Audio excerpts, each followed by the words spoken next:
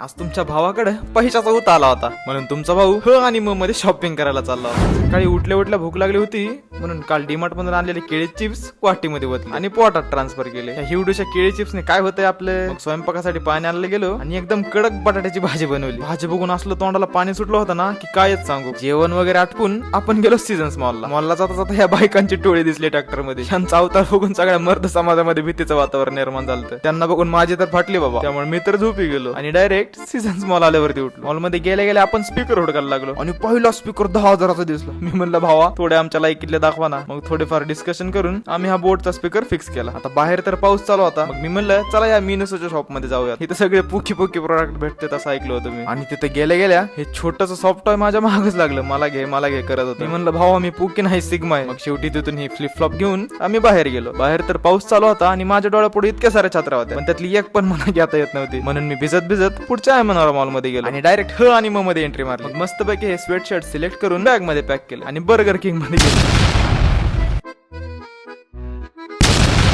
आता जोपर्यंत मी हा बर्गर खातो तोपर्यंत तुम्ही व्लॉगला लाईक करून मला फॉलो करून घ्या. धन्यवाद.